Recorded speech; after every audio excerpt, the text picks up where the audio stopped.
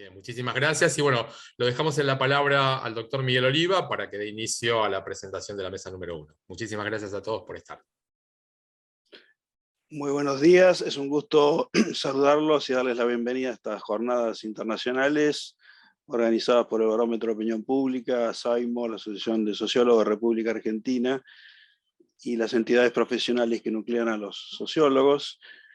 Y vamos a dar inicio entonces, en el marco de estas jornadas internacionales, la complejidad del abordaje en la opinión pública en el siglo XXI. Vamos a dar inicio a la mesa 1, cuyo título es La confiabilidad de las encuestas en contextos electorales. Quiero decir que esto es una inquietud muy importante de toda la industria de la consultoría, la confiabilidad actual y los nuevos desafíos de las encuestas a futuro. Hicimos una actividad el 8 de septiembre también en línea con estas problemáticas y estas inquietudes, y recogemos muchas de las inquietudes de todos los consultores, sociólogos, profesionales que trabajan en esta temática. En la presentación de esta mesa tenemos el objetivo, digamos, de analizar cómo la confiabilidad de las encuestas y qué tipo de desafío vamos a tener a futuro. Sabemos que las encuestas aplicadas a los pronósticos electorales son un desafío clave en el campo de aplicación profesional de la sociología y también un área como una especie de examen de validación de sus metodologías y abordajes, y desde su aplicación exitosa a mediados del siglo XX en Estados Unidos, estos instrumentos de medición también se generalizaron en América Latina con la consolidación de los procesos democráticos, y en los últimos años la capacidad de prever escenarios políticos en el corto plazo a partir de encuestas por muestreo está en discusión no solo en Latinoamérica, sino también en todo el mundo. Así que vamos a tratar también de intervenir y aportar ideas en esa discusión.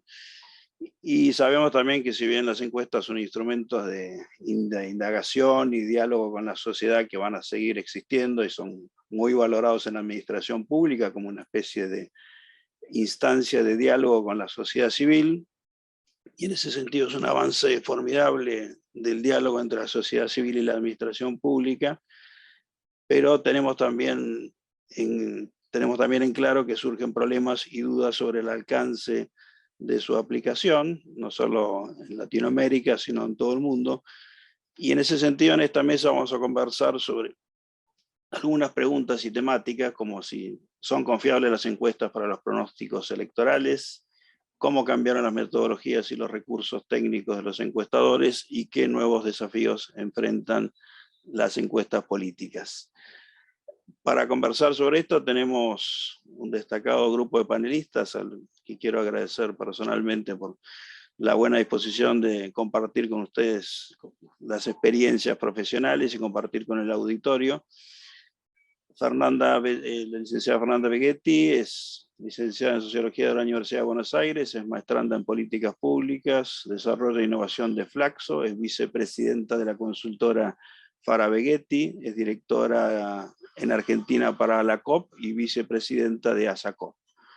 Suma 10 años de docencia en varias universidades, dictando materias de opinión pública y comportamiento electoral, y ha participado en más de 200 proyectos de investigación cuantitativos y cualitativos, y desde hace 7 años es coordinadora del Diplomado en Comunicación Política en la Asociación Civil de Estudios Populares.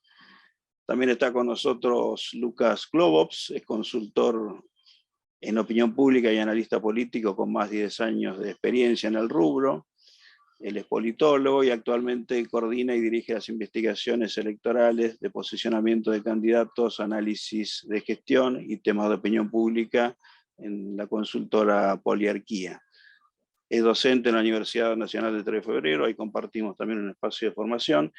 Magíster en el Magíster en Generación, Análisis y Información Estadística, y es miembro también de Way por Latinoamérica. Valentín Nabel también nos va a acompañar y va a iniciar este panel.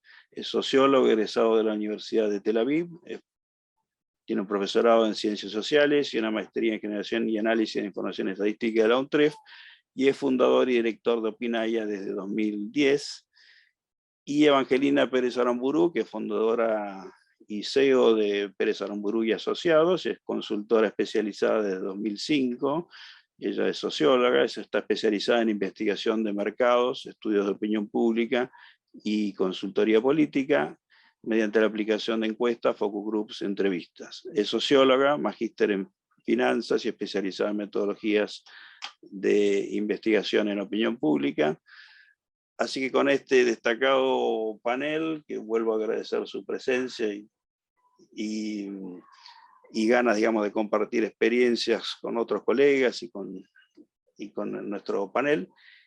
Y vamos entonces a dar lugar a Valentín Nabel para que inicie esta presentación. Luego vamos a tener un espacio para reflexiones y para preguntas y para distintos comentarios e ideas que surjan a partir de este panel. Valentín, todo tuyo. Muchas gracias. ¿Ahí me escuchan bien? Sí. Bueno, para comenzar voy a dar una opinión de las encuestas electorales. En mi opinión son un elemento de la democracia. Más allá que las usan los políticos para decir sus campañas, la población electoral también requieren de encuestas para decir su voto. Uno es totalmente válido decidir el voto en función de lo que van a hacer mis pares. Es decir, si a mí me gusta el candidato A, pero el B tiene más posibilidades de ganarle al C, al cual detesto o le temo, voy a elegir por el B y no por el A, que es el que más me gusta. O sea, la decisión del voto tiene un componente de conocimiento de qué van a hacer los otros. Y para eso las encuestas es totalmente un elemento útil para decidir a quién votar. Así que no es solamente un entretenimiento, sino que es un elemento de la democracia. Y bueno, para hablar de confianza, vamos a dividirlo en dos. Por un lado, confianza, llamémosle buena fe de las encuestas, y confianza, calidad de las encuestas. Para hablar de la buena fe, también hay un mito demasiado grande a lo largo de la sociedad, a veces hasta el periodismo lo difunde, que las encuestas están todas compradas, ¿no? Esto luchamos con eso a diario, que desde adentro yo puedo reafirmar que es más un mito que una realidad. Es bastante obvio, tal vez en nuestro ámbito decirlo, pero un encuestador cuando da un pronóstico se arriesga mucho más que ninguna otra profesión, donde de forma cuantitativa después se lo puede comparar la calidad de su trabajo. No hay una profesión donde se mida y se ranquee a los profesionales. Es decir, un médico no sabemos de tantas operaciones, cuántas fueron exitosas y cuánto fracasó numéricamente y en comparación con otros médicos similares. En nuestra profesión, sí, lo que voy, que cada uno se expone mucho.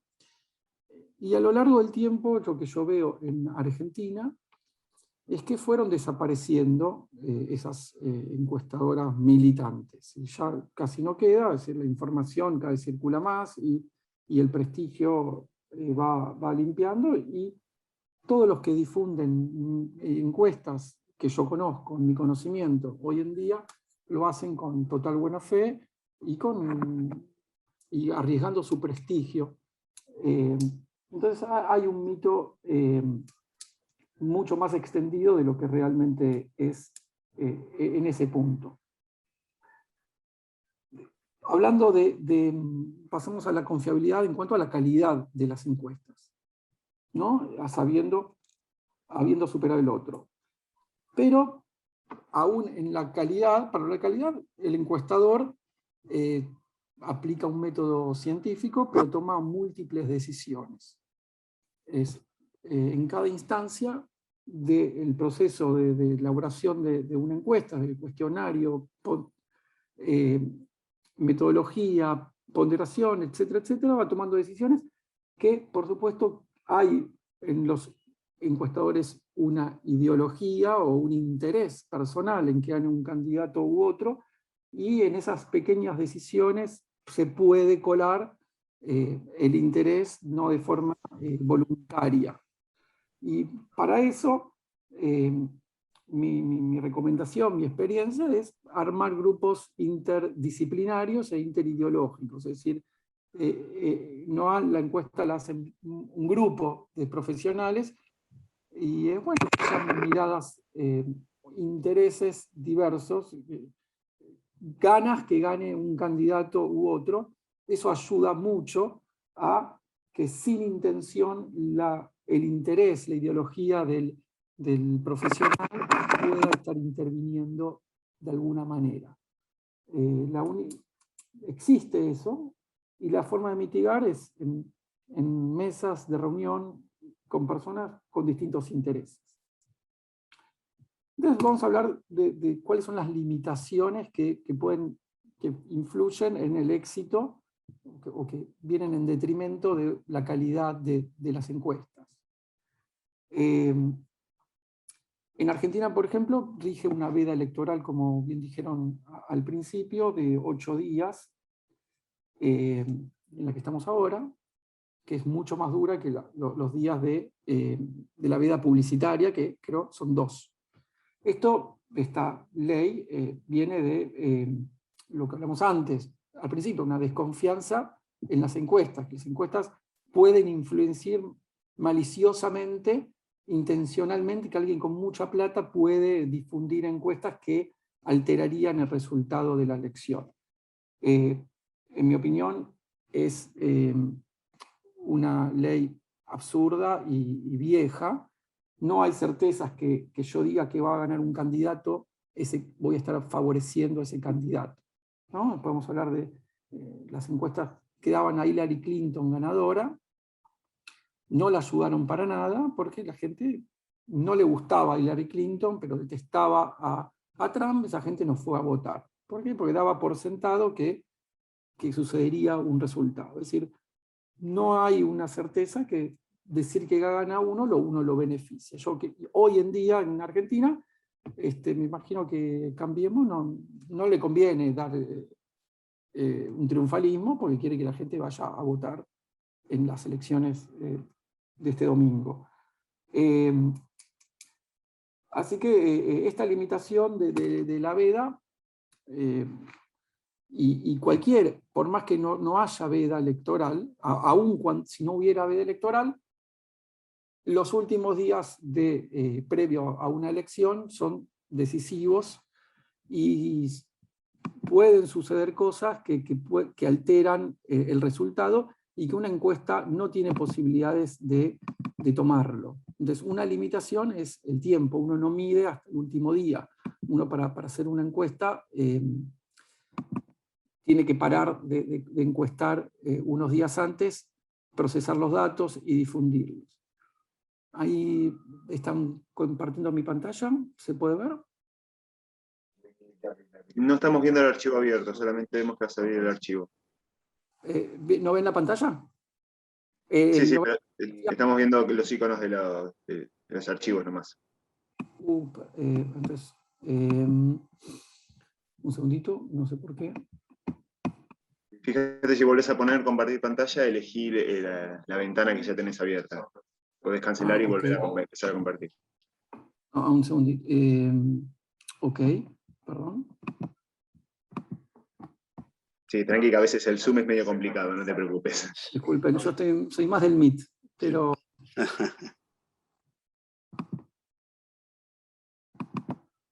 ¿Ahí se ve? Ahí se ve perfecto. Bien.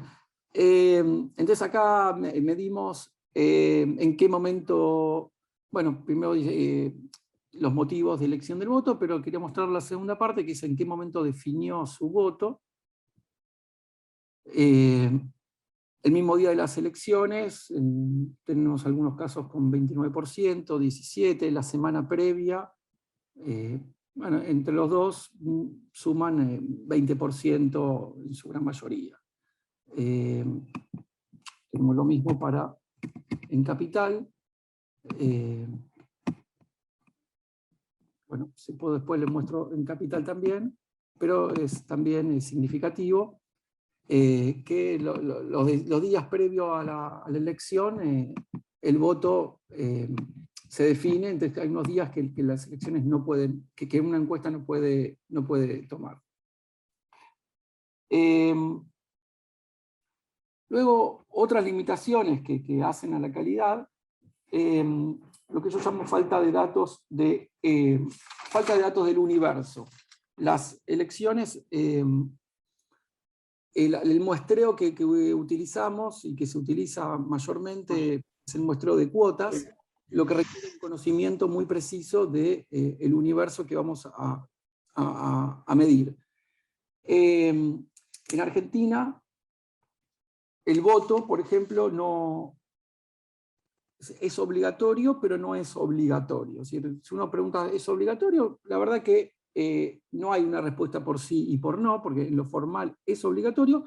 Hay poca sanción al que no va a votar, por lo cual si algo es obligatorio pero no tiene sanción, deja de serlo. Entonces, y también hay otra limitación, que aún si hubiera sanción, el voto no es obligatorio entre 16 y 17 años, ni tampoco mayor de 70. Sabemos que la variable de edad es una variable decisiva en el voto, un comportamiento donde en Argentina los votantes más jóvenes tienden hacia más el peronismo de izquierda, y los votantes mayores a la opción de Cambiemos. Al no ser obligatorio, nos faltan un dato para componer una muestra de cuántos son los que van a votar efectivamente. Ese dato existe, se podría tener, pero no lo contamos, porque cuánto poner en la muestra de mayores de 70 y cuánto poner de jóvenes, deberíamos calcularlo con más precisión, ya que no sabemos una participación total, pero no sabemos la participación por edades. Ahí hay una limitación importante en una variable que sabemos que es determinante en el voto. La segunda variable, que en Argentina tiene un peso importante, es el nivel socioeconómico y el nivel educativo que se puede tomar. En cuanto al nivel educativo, podemos contar con un censo del 2010, que ya tiene 11 años, y no hay actualización de ese dato, es decir, cómo fue del 2010 acá evolucionando. Lo cual limita mucho la decisión de cómo tomar la muestra. En el caso de la EPH, tenemos la dificultad que si bien pregunta y está hecho, el nivel socioeconómico que utilizamos en nuestro caso está hecho en base a la EPH, no hay una relación directa que podamos, en base a la EPH, determinar los niveles socioeconómicos de cada una de las provincias, de cada una de las ciudades.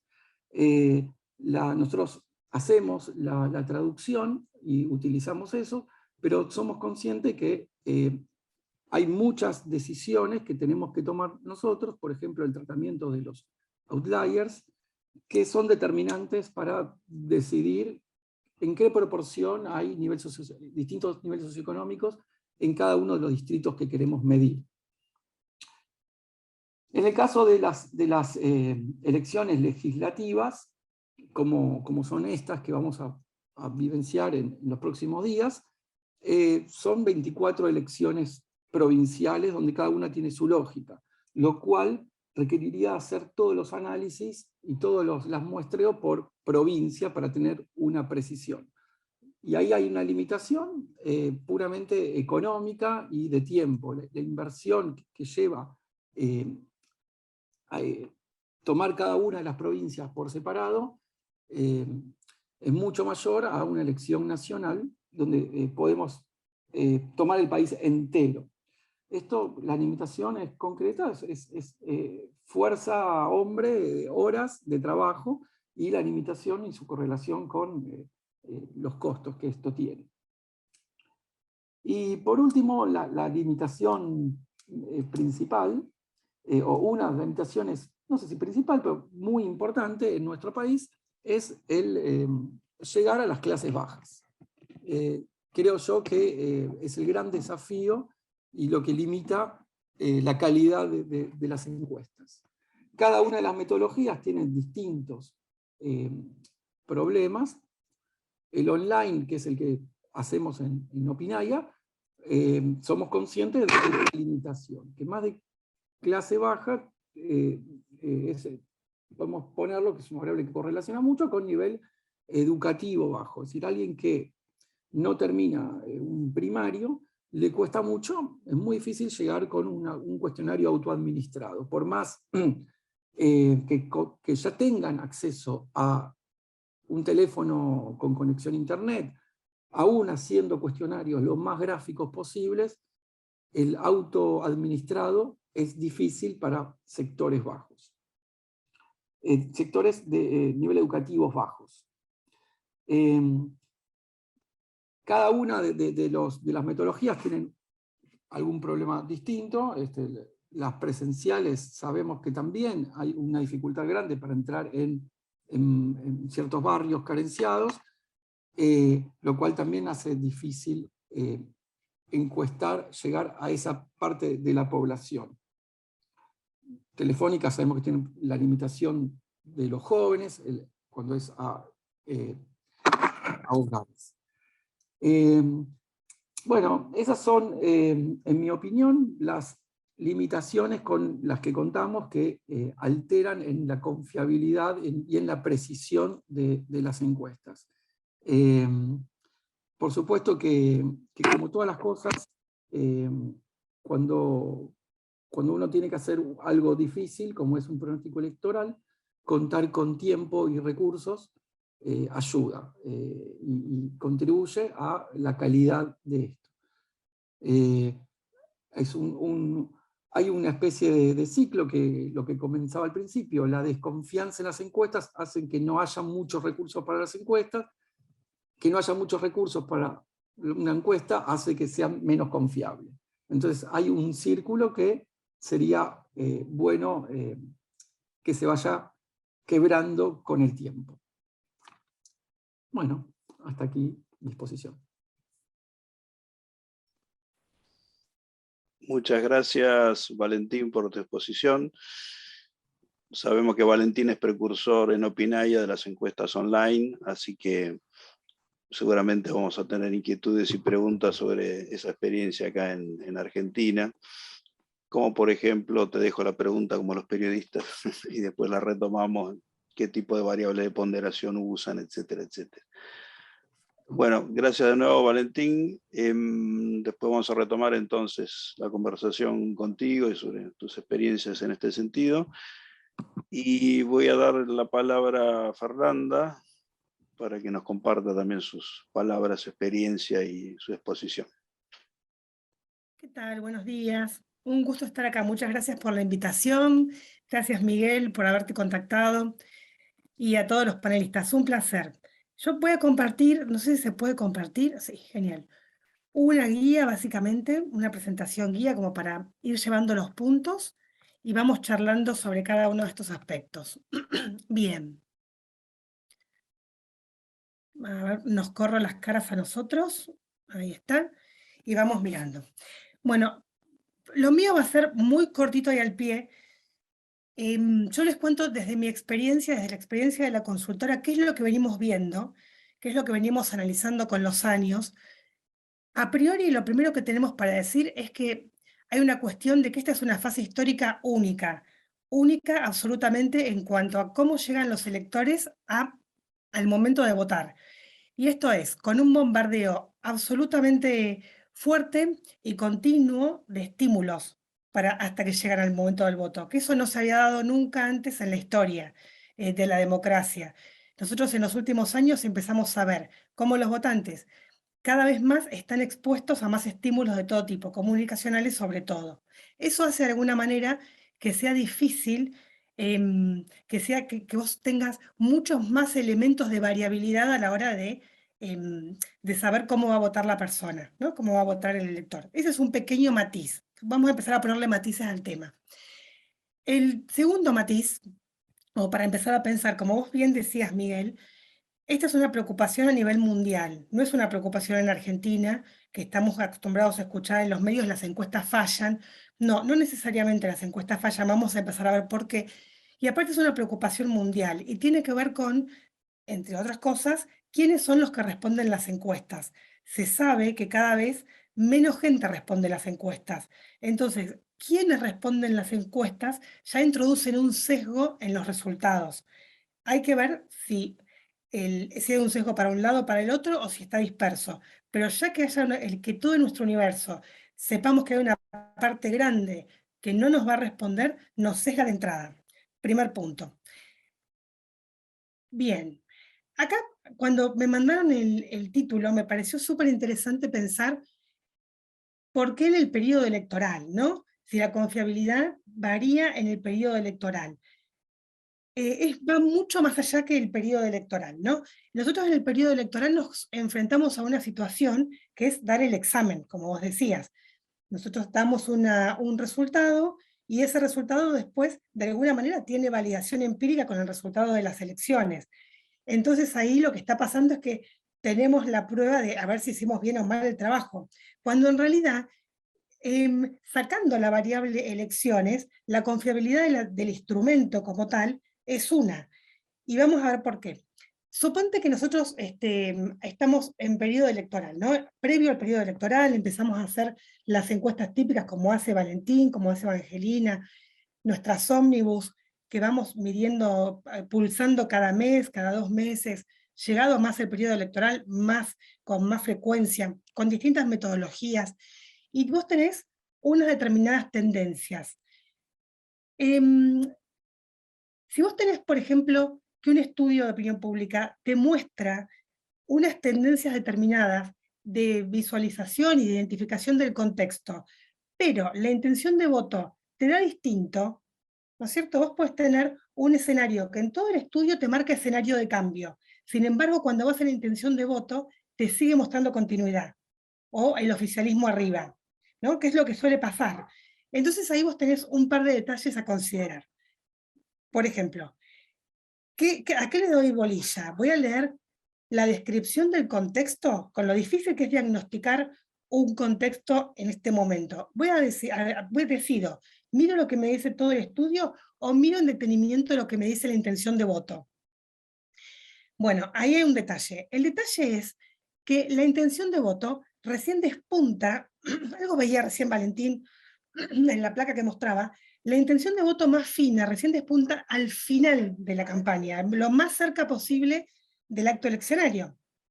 Para empezar, mientras más cerquita estemos de la elección, con más detalle podemos ver cómo se mueve el electorado. Entonces, todo lo que pasa antes es un ejercicio interesante de análisis de contexto. El segundo punto es que a pesar de, suponte que nosotros hacemos un estudio de opinión pública ayer, que es el último día posible de haber hecho una encuesta y de ver cómo van a estar los resultados. De todas maneras, es un resultado que tiene unos márgenes de error, es un resultado que se tiene que mirar de una manera de rango, no de precisión. Y porque básicamente no es un dato preciso la intención de voto. Más que nada, justamente en este contexto y con estos matices. Si nosotros hubiéramos visto, por ejemplo, las encuestas en los 80 o a principios de los 90, antes, ¿no? Sobre todo en los 80, antes de que se desregularice el electorado, ¿qué quiero decir?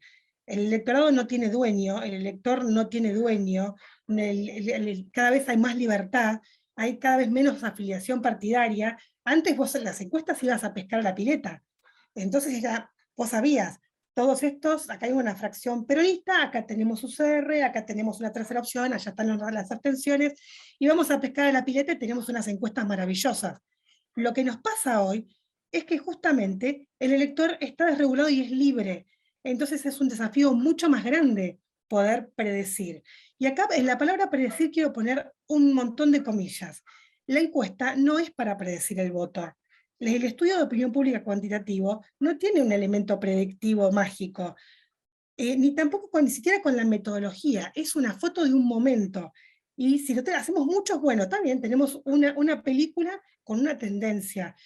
Eso no significa que nosotros podemos acertar al dato preciso, ajustando ponderaciones ni márgenes de error.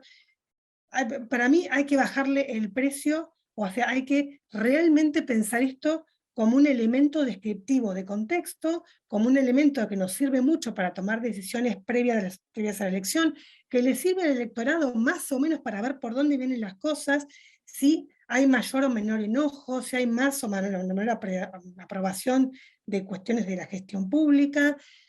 Y en cuestiones electorales me arrimo más a decir el orden, por ejemplo, y ya es un detalle, el orden en que van a salir los candidatos, y más o menos en alguna distancia que otra.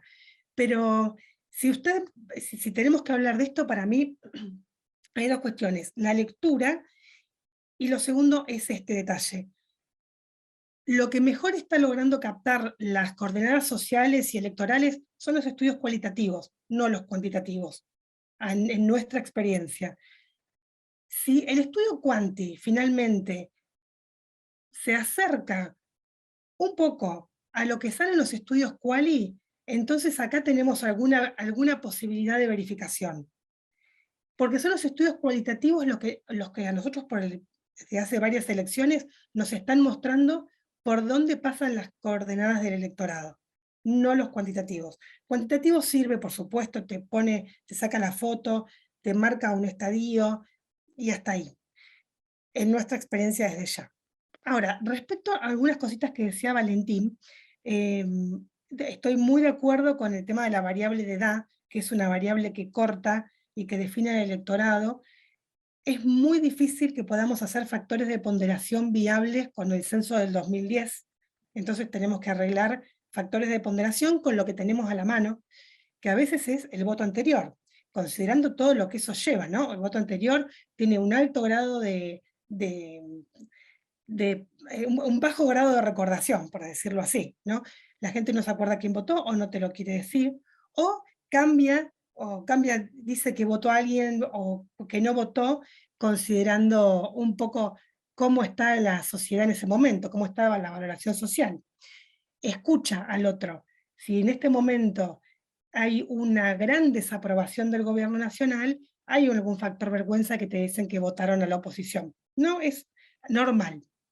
Entonces, son todas decisiones a tomar. ¿Qué variables vamos a elegir para ponderar, sabiendo que todas introducen error, ¿no? Eso para empezar. El otro punto, totalmente de acuerdo acá con Valentín, en que el consultor se expone, el analista se expone cuando da datos, y que las encuestadoras militantes van desapareciendo, básicamente porque a nadie le interesa mostrar un dato que no es confiable y que es tendencioso, ¿no? Entonces, efectivamente, los y las colegas que yo conozco que exponen su trabajo, lo hacen desde la buena fe, y no como indica el mito popular, que las encuestas están pagadas, porque se juega el prestigio y el futuro de la consultora y del buen nombre del consultor, básicamente.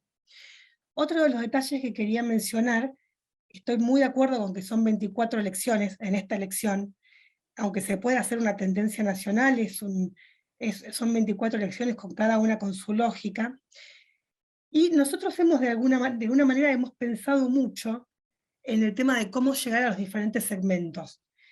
Hay mucho para cortar acá, ¿no? Entonces, la discusión es, hay que estar donde está la gente, hay que ir a buscar a la gente donde está. Si la gente está en las redes, la buscamos en las redes. Si la gente está en el WhatsApp, la buscamos en el WhatsApp. Y eso tiene unos detalles importantes, ¿no?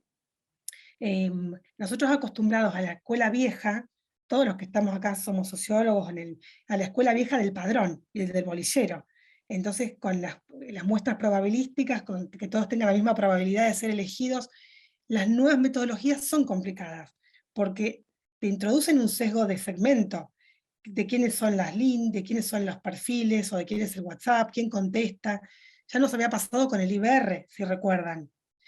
Todo introduce sesgo, entonces son todas cuestiones y decisiones que hay que tomar con anticipación, y prever que acá va a haber un error. Bueno, básicamente, yo les comparto esto, y si quieren les cuento un detalladito desde la consultora, nos pasó varias veces, les cuento este que fue clave. En 2015 nosotros veníamos midiendo, desde principios de año ya, cómo venía la tendencia electoral. En un estudio quanti y en estudios quali, medíamos tendencia, entonces veníamos viendo, ¿no? La variable de cambio iba subiendo cuando vos le preguntabas a la gente si quería más cambio, más continuidad, con otras palabras, la tendencia de cambio venía subiendo. Y al mismo tiempo que la tendencia de cambio venía subiendo, la intención de voto de Scioli venía subiendo. A eso me refería con las cuestiones de la lectura. Recién se captó, en el momento electoral, se captó la baja de Scioli los días antes a la elección. Y al mismo tiempo se cruzaron las líneas y la variable de cambio pegó un salto exponencial. Entonces, cuando vos mirabas el contexto, si vos le hubieras sacado la intención de voto y veías todo en el estudio decía que iba a haber cambio, excepto una pregunta, que era ¿a quién iba a votar? Por eso digo, la lectura es tan importante, la lectura de los datos es tan importante como todo lo que se hace anteriormente, que doy por sentado que todos hacemos bien este trabajo, que es una buena muestra, un buen cuoteo, un buen relevamiento, después una buena supervisión y un buen análisis. Bueno, no digo más nada y los dejo después para las preguntas.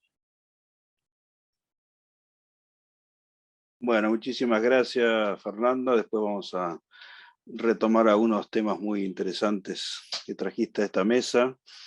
Me pareció muy interesante el tema de los cambios en la identificación partidaria, ¿no? En el sentido que la gente ya no tiene una identificación cultural tan sólida con las ideologías políticas o las pertenencias partidarias, ¿no? En un sentido similar a la secularización que hubo en la política, ¿no? Los reyes tenían una fundamentación religiosa y ya no existe más eso. Así En es. ese sentido, el demócrata era demócrata en Estados Unidos, el laborista en Inglaterra era laborista toda la vida, el peronista en Argentina también, y todas esas cuestiones están cambiando, y eso nosotros lo veíamos muy bien quizás con las tablas por voto anterior, ¿no? Claro. Y ya, eso es una hipótesis, pero que habría que demostrar a largo plazo, pero quizás se está perdiendo esa cuestión, digamos, una especie de secularización de la política. Y también este tema de los estudios cualitativos, ¿no? Y quizás a Evangelina, que tiene mucha experiencia en el tema, después la vamos a interpelar sobre esta cuestión. Y también decir, bueno, vamos, en el próximo panel vamos a tener a Mark Jones, que es un especialista americano, también es especialista en Argentina, y que nos va a contar un poco las experiencias en ese sentido en Estados Unidos, y hay experiencia muy interesante también, volviendo al tema cualitativo, de encuestas sobre por qué la gente no contesta encuestas, ¿no? Que quizás es un contrasentido hacer una encuesta para averiguar por qué no se contestan encuestas, pero ese tipo de indagación existe y es cada vez más relevante, ¿no? Y también en el tema de los pronósticos electorales, que bueno, también desde el punto de vista metodológico hay azar porque hay libertad humana, y eso es, la libertad humana implica azar. Y en ese sentido, bueno, es importante e interesante que exista eso, ¿no? La incertidumbre. Bueno, acá lo tenemos a Lucas. Quiero agradecerle doblemente porque sabemos que Lucas en Poliarquía está muy ocupado esta semana. Así que te voy a invitar, Lucas, entonces a la continuidad de estas reflexiones y del panel, así que todo tuyo. Bueno, primero, muchas gracias, Miguel, y al resto de los organizadores por la invitación. Fue un placer para mí poder participar con todos estos colegas. A ver, lo que yo quiero conversar es primero retomar y profundizar algunas cosas que comentaba Fernanda, que me parecían interesantes y sobre las cuales había empezado a reflexionar previo a esta jornada. A ver, y en primer lugar, lo que yo quiero diferenciar es las encuestas electorales para hacer una estimación electoral puntual versus las encuestas electorales y de clima general. Las encuestas electorales para una estimación puntual efectivamente están en crisis en todo el mundo, por lo menos en debate. Las encuestas de clima general yo creo que no tienen ese inconveniente de las estimaciones y pueden predecir claramente o con bastante exactitud las tendencias futuras del voto. Para esto, por ejemplo, cuando uno hace encuestas de largo plazo y tiene series históricas, es posible construir modelos de regresión entre indicadores que uno pueda ir construyendo a lo largo de esa serie histórica versus los resultados históricos en diferentes elecciones. Entonces, a partir de la construcción de esos modelos estadísticos es donde hay una gama o una parte de la academia que empieza a establecer lo que se llama el forecasting election, en donde a partir de diferentes modelos predictivos uno puede estimar el comportamiento electoral. Pero bueno, una limitación para eso es justamente la necesidad de contar con bases históricas que permitan construir esos indicadores y después obviamente construir un modelo con una capacidad predictiva robusta. En Poliarquía, por lo pronto, tenemos un pequeño modelo donde podemos estimar y hacer predicciones electorales, no exclusivamente a partir de una encuesta puntual.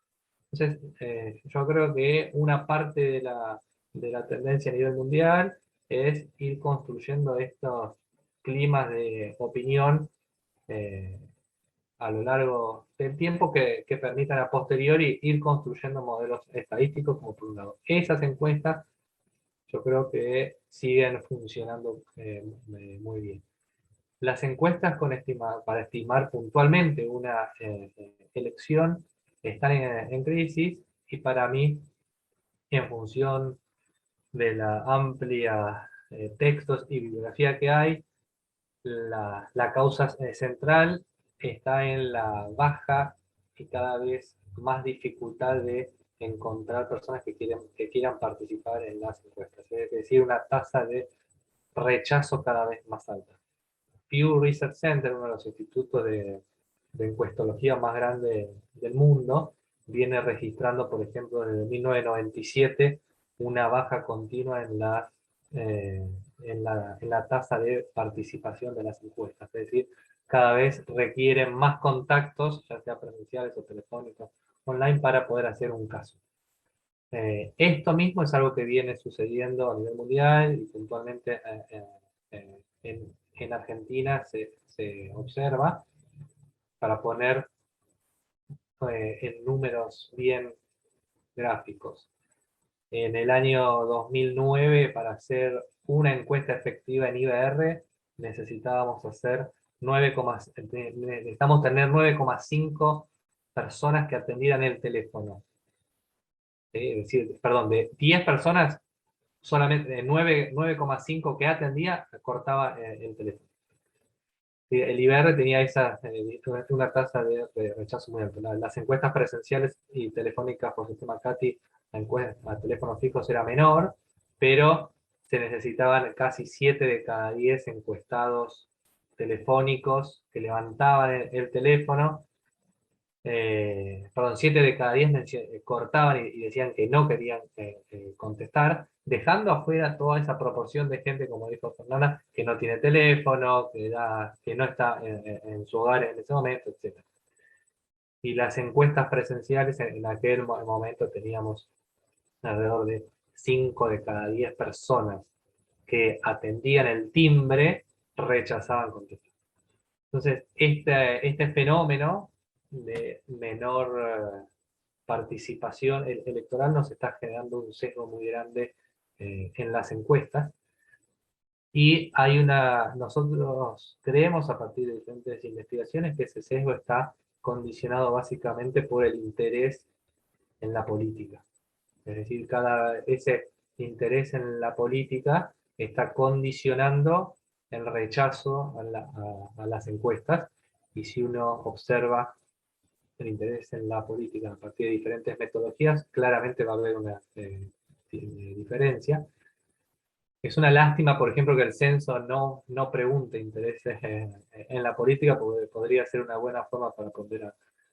Pero ahí tenemos un inconveniente, porque justamente en diferentes elecciones uno puede observar que los más interesados en política puedan terminar votando a un candidato y no a otro, y al contrario, los menos interesados que terminen votando a uno y no a otro. Si nosotros encontramos problemas a la hora de encuestar, justamente por no encontrar personas interesadas en política, justamente porque no quieren contestar, ahí tenemos un sesgo importante en las estimaciones. Sumado al hecho de la complejidad que tiene hoy en día el mundo, en donde la proliferación de diferentes consultoras hace que en muchos casos haya personas que reciban un encuestador físico o un llamado telefónico o un mail en más de una oportunidad a la semana para contestar encuestas. Entonces, la conjunción de esos dos elementos obstaculizan o complican la posibilidad de hacer estimaciones reales. Volviendo a Pew, por ejemplo, uno de los... entonces lo que se recomienda, el mundo, el mundo va en dos caminos para solucionar estas dos cuestiones.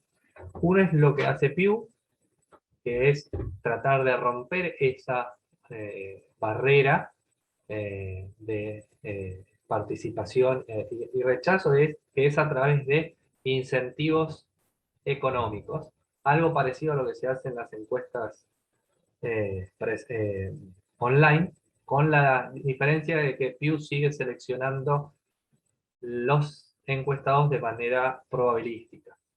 Es decir, no a partir de anuncios y demás, sino haciendo una selección probabilística.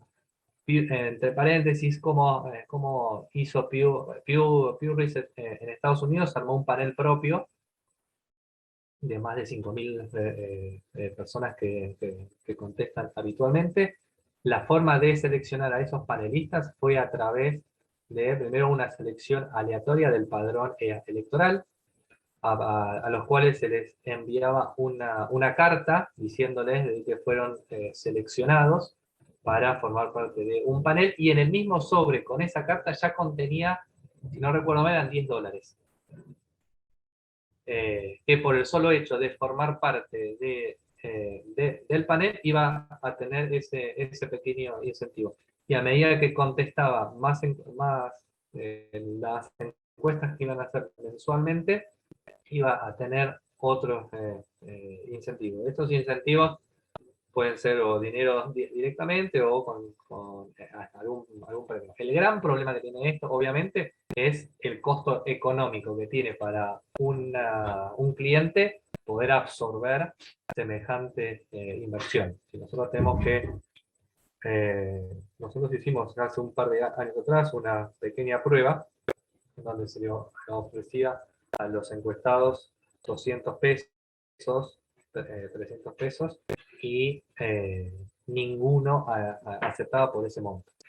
Entonces, de la misma manera que para hacer estudios cualitativos uno les ofrece un incentivo para que las personas asistan, bueno, de la misma manera, para romper esa baja tasa de participación en las encuestas, debiéramos ofrecer incentivos. Pero claramente ahí tenemos un problema importante, que es el fondeo de toda esa inversión. Y por otro lado, la otra solución que estamos encaminándonos y siguiendo la tendencia mundial es la combinación de metodologías. El mundo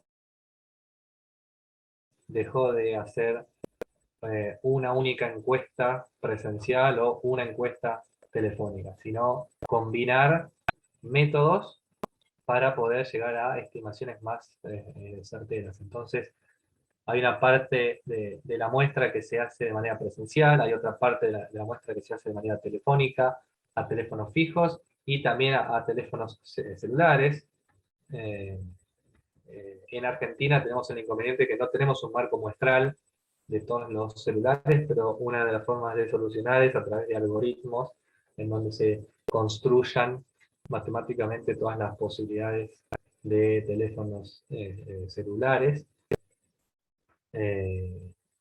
Y a partir de esa combinación de esas tres metodologías, también de la metodología online obviamente, poder ir reduciendo los sesgos que tiene cada una de las metodologías para encuestar. Como mencionaron, la metodología presencial tiene un sesgo, las telefónicas tienen otro, a fijos y a celulares tienen otro.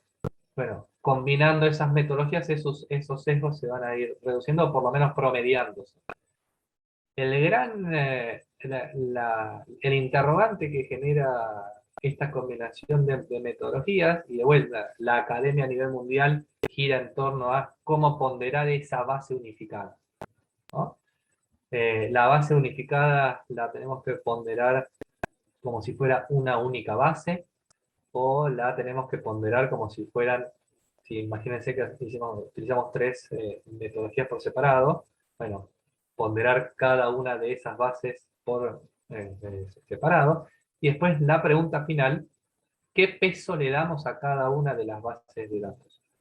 Porque probablemente hagamos menos casos presenciales que telefónicos por una cuestión de costos, entonces, ¿qué peso le vamos a dar a la muestra presencial versus la encuesta telefónica por teléfonos fijos y por teléfonos celulares? Acá la experiencia nos indicaría, o nos podría ayudar, perdón, a tratar de decidir qué peso le damos en función de si hicimos muestras similares en otras elecciones o en elecciones similares, ver qué error tuvieron cada una de esas muestras en elecciones previas y en función de eso premiar o castigar las metodologías en función del, entre paréntesis, acierto en elecciones anteriores. Pero para ir cerrando y no extenderme más allá de los 15 minutos, sí es importante que si utilizamos combinación de metodologías, que esa combinatoria realice muestras espejo entre las metodologías. Imagínense que tenemos que hacer una encuesta en la provincia de Buenos Aires. Lo más conveniente sería respetar las muestras similares en cuanto a distribución, en cuanto a distribución geográfica, no en cuanto a cantidad de casos en las diferentes ciudades. Hay veces que se hace y otras veces que no, y de vuelta, acá entramos en el debate del costo y de los tiempos. En el caso de que no sean muestras espejo, es algo que tenemos que considerar a la hora de ponderar para no agregarle un sesgo más a los posibles sesgos que ya puedan tener las encuestas. Yo, a partir de otras experiencias que fuimos escuchando, el mundo va a esta tendencia. En Argentina, yo creo que una de las soluciones que deberíamos encontrar es tener un marco muestral sólido y coherente de los celulares, porque si uno prueba encuestas a celulares, tenemos claramente mejor productividad que las encuestas a teléfono fijo. Las personas en celulares tienden por lo menos a querer contestar más que las personas que viven en teléfono fijo. Y para concluir, yo al principio dije que el mayor problema está dado en la tasa de rechazo, y eso está condicionado por el interés político. Y me baso en esto al comparar encuestas electorales, cuando uno quiere estimar intención de voto a presidente, gobernador, intendente, versus elecciones en un club de fútbol. Cuando uno hace encuestas en un club de fútbol y llama a los socios, el interés que tienen los socios en contestar es altísimo y se ve registrado claramente en la productividad, es decir, en la cantidad de encuestas que hace un encuestador por hora. Es muy superior cuando uno hace encuestas, la productividad es muy superior cuando uno hace encuestas en un club a socios de un club de fútbol versus población general.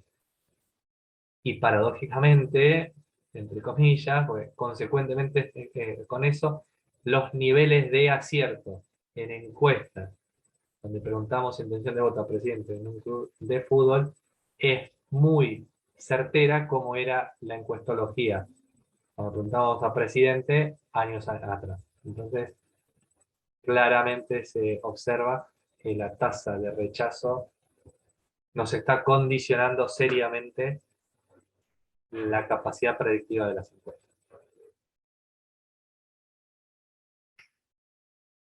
Hasta aquí llegué con mi presentación. Bueno, muchas gracias, Lucas, muy interesante.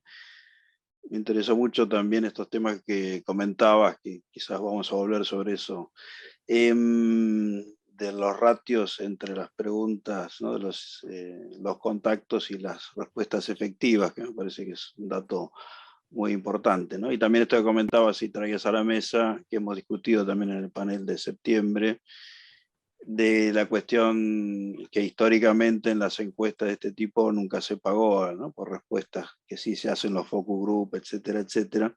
Y bueno, esto también es un tema a discutir, ¿no? Evidentemente también cambia la ecuación económica de las encuestas, pero es un tema relevante, ¿no? Siempre obtuvimos información sin pagar, distinto a lo que se hacía en los focus groups, etcétera, etcétera, pero esto también es un tema también a discutir.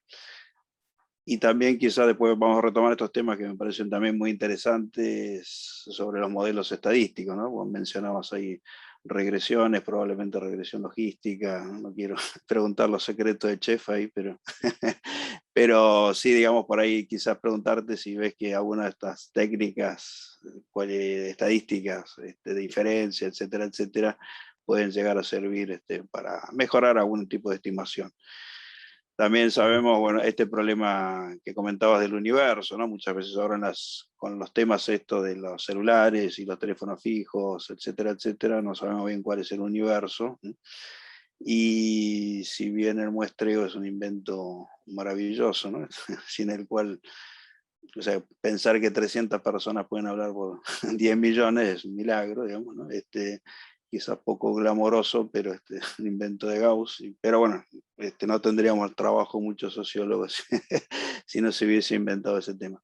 Así que, pero bueno, para eso tenemos que saber cuál es el universo. Bien, después vamos a retomar estos temas. Le voy a dar la palabra a Evangelina Pérez Aramburú.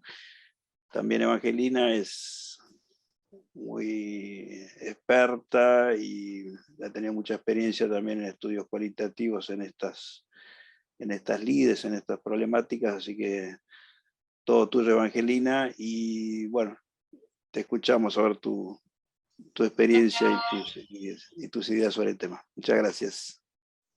Hola, bueno, muchas gracias Miguel por la invitación y a todos los organizadores. Un gusto el panel, Valentín, Fer, Lucas, un gusto compartir con ustedes y bueno, y todos los que están escuchando, mucho gusto, bienvenidos. Miguel, ¿puedo compartir pantalla, no es cierto? Sí, perfecto. Ok. A ver, ahí estamos. Ahí pongo. Ahí te estamos viendo. ¿Ahí se ve? Ahí está. ¿Se vemos ve? una palmera, vemos. Ah, ¿y ahora? Ahí sí. Ahí está. Tardó Perfecto. un poquito. Bueno, nada, realmente un comentario inicial.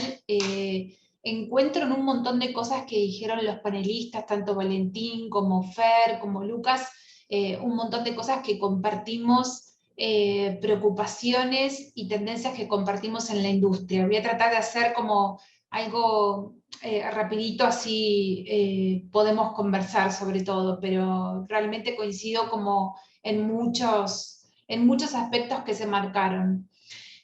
Bueno, este es como el caminito que voy a hacer, como básicamente como los antecedentes, ciertos antecedentes y contextos, las ventajas y los desafíos que tenemos en la industria, un poco introducir este concepto de la agilidad en los estudios de opinión pública, agilidad relacionada con todos los cambios que tienen que ver a nivel mundial y con la sociedad actual y en cuestiones, en temas de pandemia. Esto de las elecciones, particularmente en Argentina, pero así como en otros lugares del mundo, de las metodologías combinadas, y en este sentido me refiero no solo a lo que tiene que ver con lo que decía Lucas de las metodologías combinadas cuantitativas, sino combinadas con la parte cualitativa también, que bien Fer decía que muchas veces nos ayudan a entender con mayor profundidad y a introducir elementos que forman parte de la decisión que tienen los electores. Y bueno, y después un poco como para cerrar hacia dónde vamos, que es lo que estamos charlando.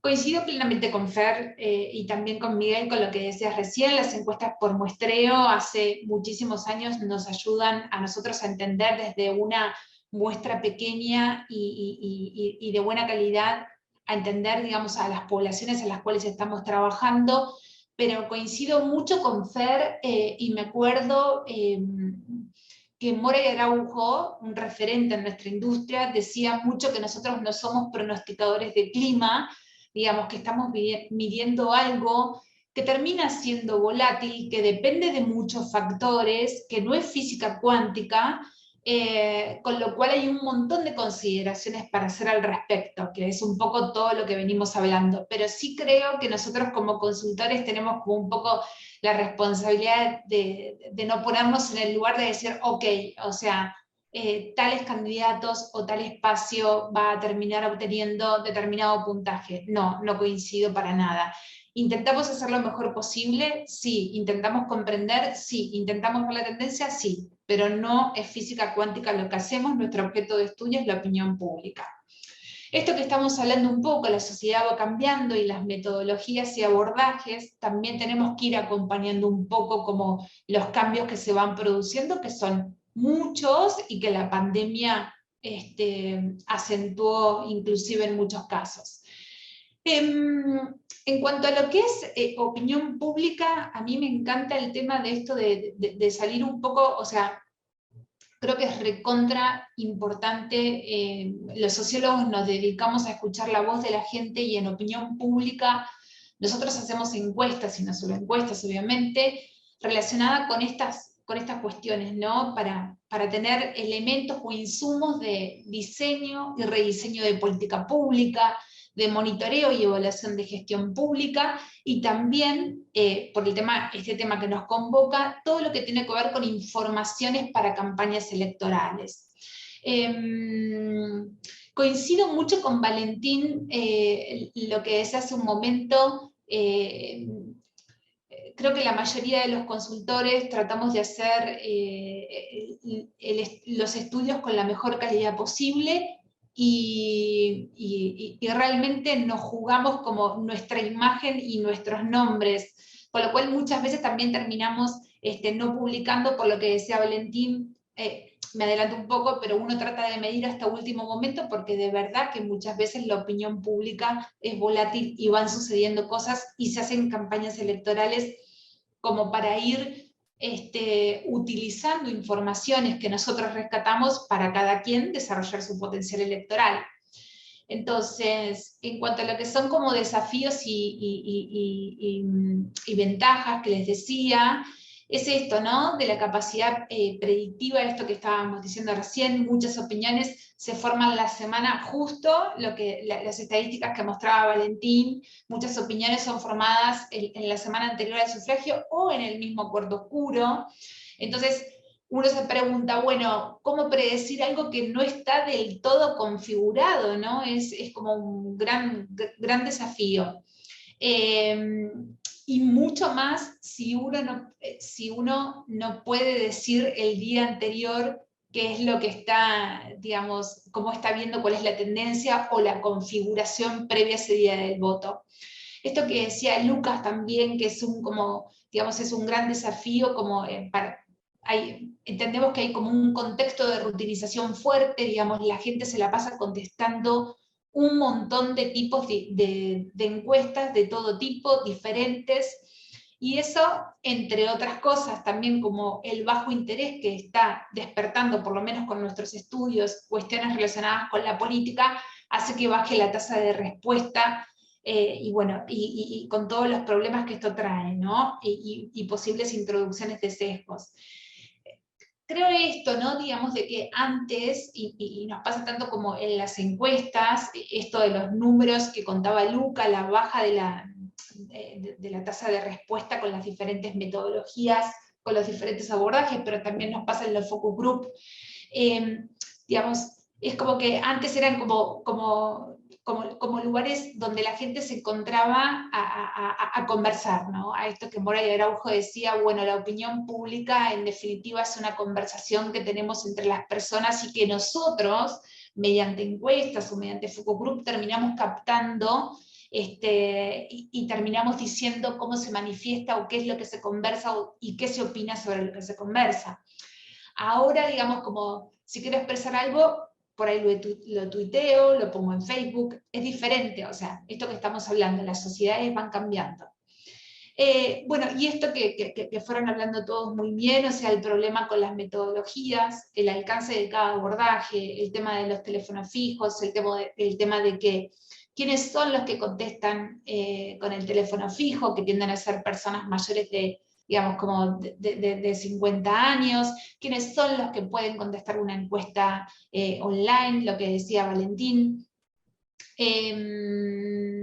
Lo mismo nos pasa con los focus group también, o sea, lo voy a pasar como un poco más rápido, pero todo esto nos pasó, se intensificaron algunos desafíos, digamos, en abordajes más recientes y más que nada como, si bien venía habiendo un cambio donde muy bienvenido sea la amplificación como de fuentes de datos, ya sea estructurados o no estructurados para nuestra industria, pero se presentan como diferentes desafíos, y el tema de los focus group fue que nosotros usamos bastante como para entender, porque hay algo, ¿no? Digamos, estamos hablando de la calidad de las encuestas en sus diferentes, digamos, en sus diferentes abordajes, telefónico, online, la calidad de las muestras, todos los sesgos, todos los errores, todo, pero bueno, nos pasa también que nosotros, para terminar de entender qué es lo que la gente piensa o cómo va conformando, digamos, esos procesos de decisión,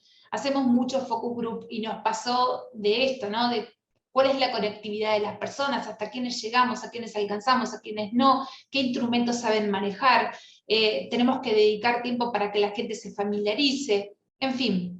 Son, digamos, desafíos un poco más de todo lo que venimos conversando, ¿no? Ahora, esto de las ventajas, esto que decía Miguel, yo creo que, digamos, las encuestas por muestreos o las diferentes herramientas que tenemos siguen siendo como instrumentos válidos para las campañas electorales, para ayudar con las estrategias, y como decía Fer, no necesariamente, o sea, es que, digamos, hay una discusión, es verdad, digamos, de que hay momentos en que las encuestas no nos salen tan bien o no llegamos a datos que tal vez hace 10 años atrás en general entrábamos en todos los márgenes de error. Bueno, en algunos casos no, tal vez, digamos, como digamos, en muestras más pequeñas, o si uno abre el tipo de lecturas a cuestiones más pequeñas o a candidatos menos convocantes, se complica, digamos, que uno no entre dentro del margen de error. Pero siguen siendo como instrumentos válidos y siguen siendo como instrumentos para hacer seguimiento de las tendencias, ver las fluctuaciones más allá de los números concretos de la elección.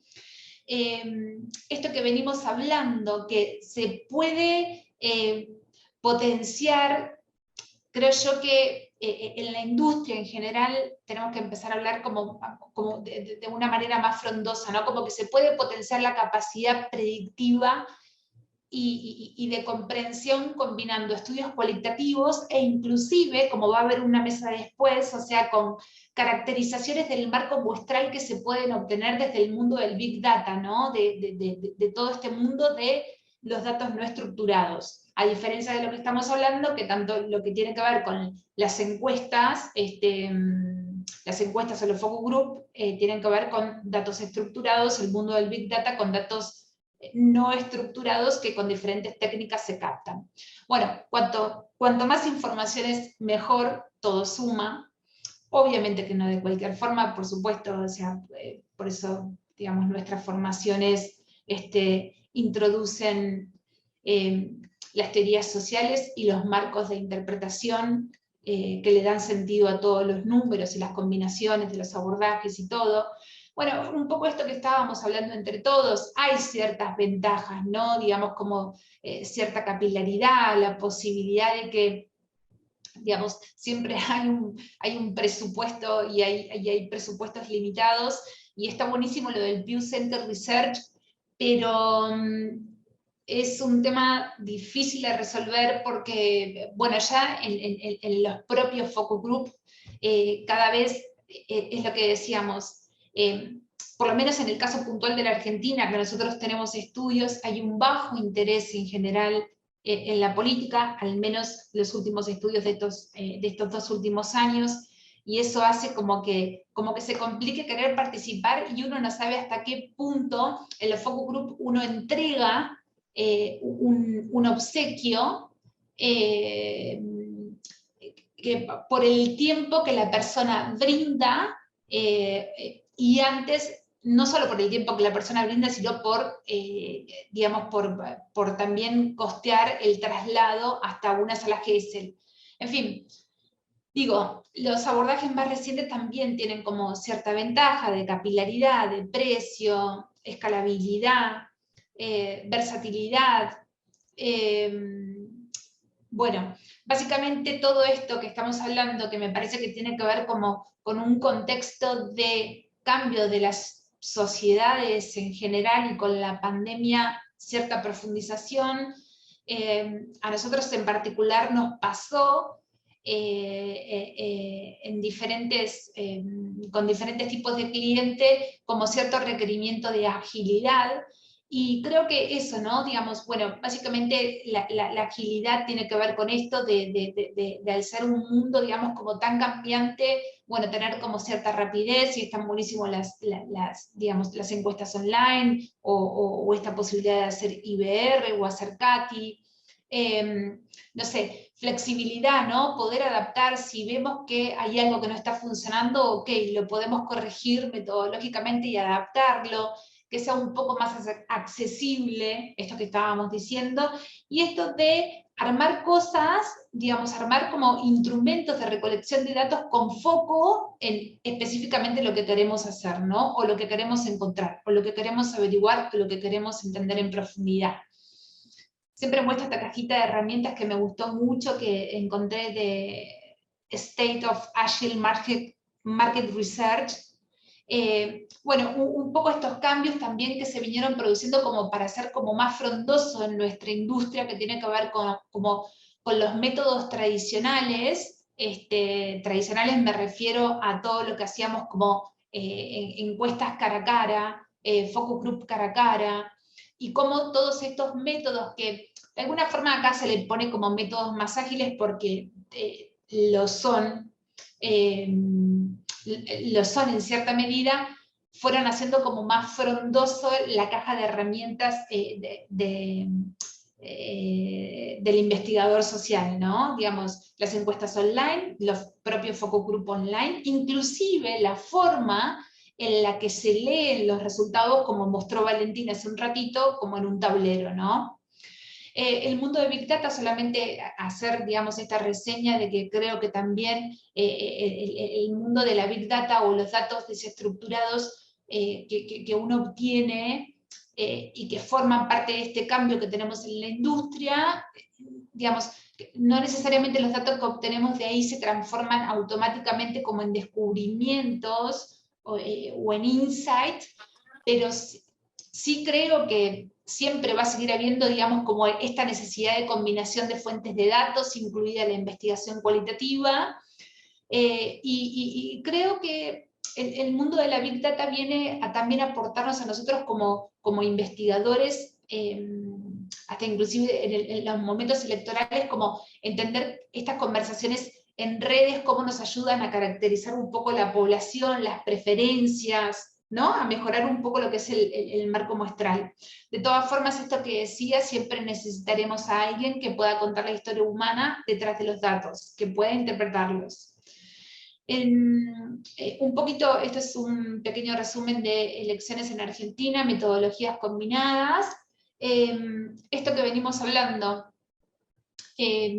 creemos que en el marco de los cambios que se vienen dando a nivel mundial, los requerimientos que tenemos, la rapidez que necesitamos, la confiabilidad, ¿no? Porque no podemos poner, es como decía Valentín, nadie quiere poner en riesgo el nombre y el buen honor de nuestra profesión. Sí podemos obviamente equivocarnos, pero digo, en todo tratamos de que lo que hace que nos aproximemos a hacer estudios científicos de la opinión pública son como nuestras metodologías y la confiabilidad de nuestras metodologías. Pero en este marco, y agregando lo que decía Lucas, un poco de que uno empieza a ver, bueno, combinar metodologías cuantitativas, esto de encuestas CATI, más encuestas online, más encuestas domiciliarias, reforzar con la parte de lo cualitativo, porque muchas veces lo cualitativo, digamos, desde nuestra experiencia lo que vemos es que cuando uno va sacando fotos, ¿no? Y genial si podemos ir sacando mayor cantidad de fotos a medida que nos aproximamos al día de la elección, al día de la elección, ¿no? Porque probablemente más cerca estemos de entender esa decisión final, pero lo que nosotros vamos viendo en lo cualitativo es cómo se gestan esos procesos de decisión, qué elementos forman parte de esas fotos que terminamos viendo, qué significa la inseguridad, cuánto peso tiene la inseguridad, ¿tiene peso en lo que yo voy a terminar decidiendo o no? En fin, yo creo que son como aportes muy importantes y de fondo para entender lo que termina siendo una opinión o un check en alguna de cualquiera de nuestras encuestas, ¿no? Y esto de combinar todo, ¿por qué combinar todo? Justamente por lo que estamos hablando y coincido plenamente, digamos, como cada metodología o cada abordaje tiene como su limitación, o sea, y en cada país varía también, ¿no? O sea, no podemos generalizar para todos. Tal vez sí podemos hablar como de la industria en general, pero por ejemplo acá en Argentina es lo que decía Valentín, las encuestas online, llegado a determinado sector social no podemos alcanzarlos, entonces agarramos y complementamos con encuestas domiciliarias. Ojo que también en lugares donde hay edificios es como difícil también que alguien te conteste un timbre, como decía Lucas, o sea, antes era, no sé bien, como decías Lucas, era 5 de 10, ahora no sé cuánto será, pero es cada vez menos.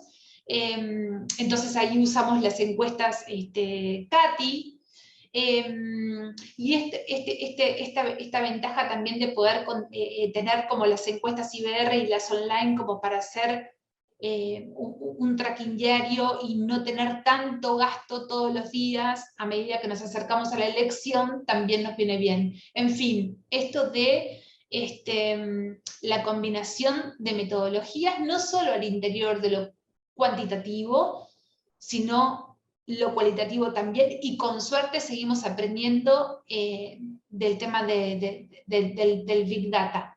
Pero todo esto a fin de, ayudarnos a poder comprender mejor a la opinión pública y entender cuál va a ser como su decisión de voto en un contexto electoral. Bueno, y para ir cerrando y no extenderme mucho, verdaderamente creo que la mayoría de las cosas están dichas, hay cuestiones como muy puntuales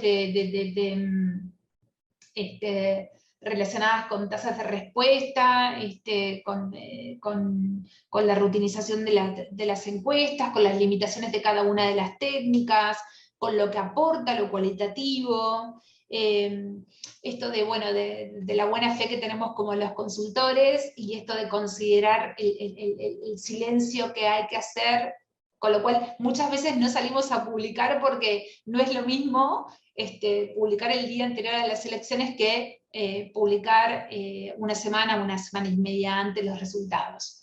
Bueno, y para ir cerrando hacia dónde vamos, bueno, un poco esto de los comentarios finales, digamos, nosotros entendemos que no existe como una metodología en riesgo en sí mismo, esto de lo que venimos hablando, de que se trata de combinarla y de saber cómo usar cada una, ¿no? O sea, entendiendo la limitación que tiene cada una y un poco haciendo foco en cuestiones donde uno tiene que ser como muy prudente y muy técnico de cómo vamos a terminar unificando como esas bases de datos, o cómo vamos a terminar triangulando las informaciones cuantitativas y cualitativas, pero en términos generales creo que la industria está, capaz que soy muy positiva, pero estamos como ampliando los alcances de nuestra actividad y nuestros horizontes. Sí, obviamente, digamos, como tenemos desafíos de todo lo que venimos hablando,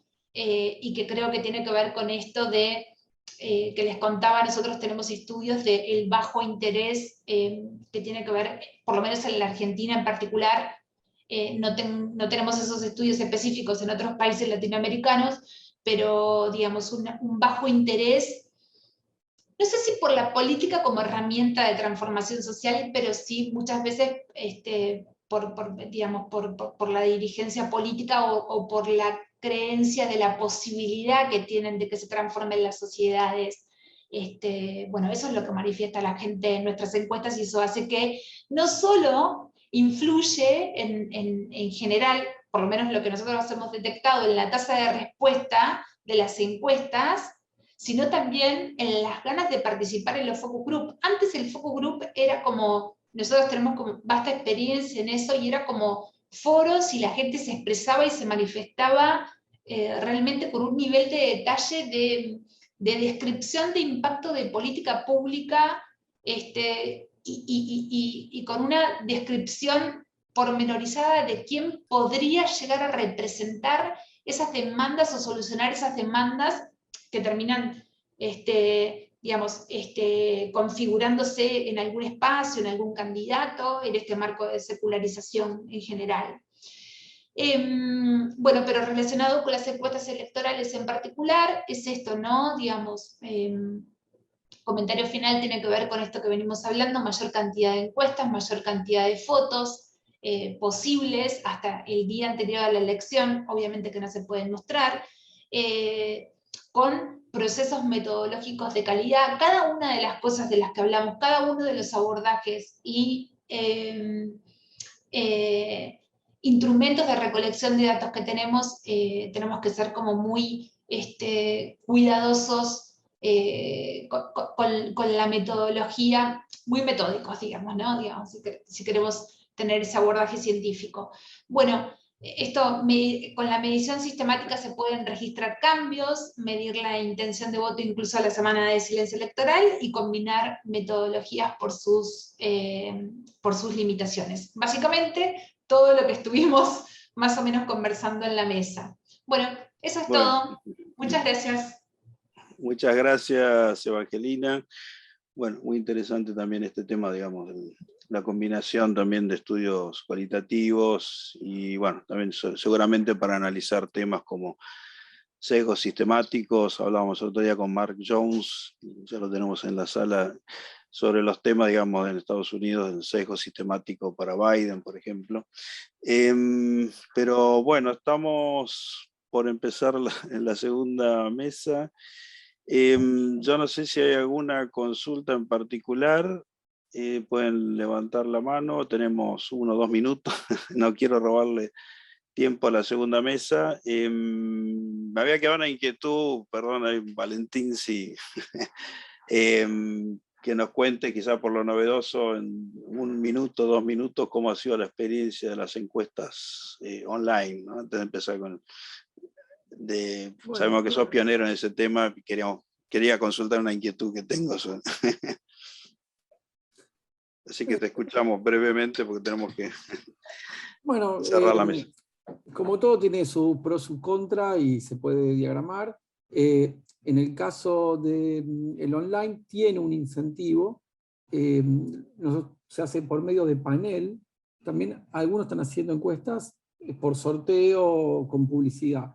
Nosotros hacemos por medio de paneles, que es gente que se registra, acepta recibir, y por cada encuesta recibe puntos que después se canjean en una tienda. Entonces ahí hay algo de incentivo. Y la ventaja es que la gente en un panel recibe todo tipo de encuestas, especialmente de consumo.